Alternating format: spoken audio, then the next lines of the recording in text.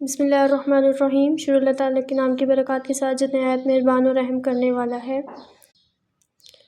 وبالآخرۃ، اور آخرت کے دن پر ہم یوقنون، یقین رکھتے ہیں۔ تو اس کا آپ پوائنٹ دیکھیں۔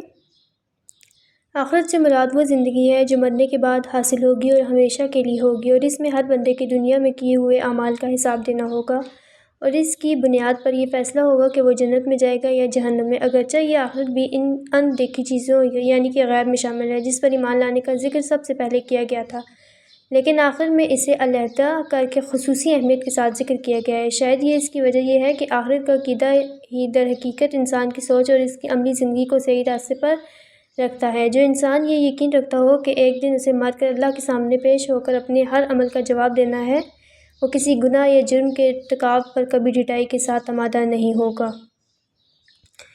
آگے دیکھیں۔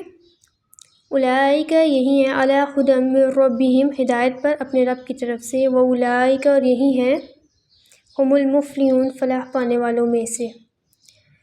ان بے شک الذین، وہ لوگ، اب یہاں پہ دوسری جماعت کا ذکر ہو رہا ہے۔ ان بے شک الذین، وہ لوگ، کفروا، جنہوں نے کفر کیا۔ اب دیکھیں، کفر اپنا لیا، یہاں پہ نیچے ایک پوائنٹ ہے، یہاں ان کافروں کا ذکر ہو رہا ہے جنہوں نے یہ طے کر لیا ہے کہ اگر چاہے کتنے واضح اور روشن دلائل ان کے سامنے آ جائیں، وہ کبھی حضرت محمد کی دعوت پر ایمان نہیں لائیں گے۔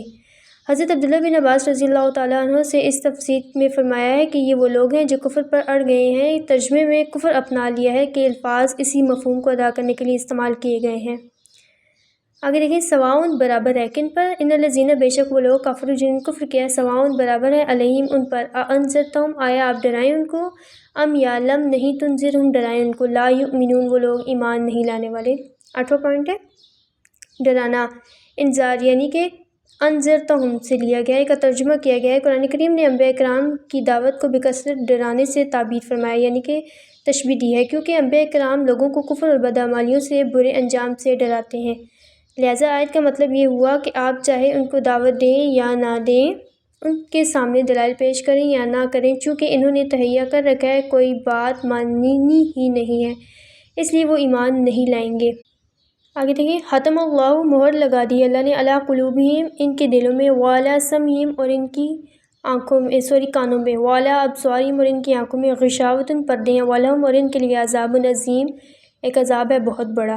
نیچے دیکھیں پوائنٹ ہے، اس آیت میں واضح فرمایا گیا ہے کہ ضد اور ہٹ درمی بڑی خطرناک چیز ہے۔ اگر کوئی شخص ناواقفیت یا غفلت وغیرہ کی وجہ سے کسی غلطی کا ارتکاب کرے تو اس کی اصلاح کی امید ہو سکتی ہے، لیکن جو شخص غلطی پر اڑ جائے اور تہیہ یہ کر لے کہ کسی بھی حالت میں بات ماننی نہیں ہے، اس کی ضد کا آخری انجام یہ ہوتا ہے کہ اللہ کی طرف سے اس کے دل پر مہر لگا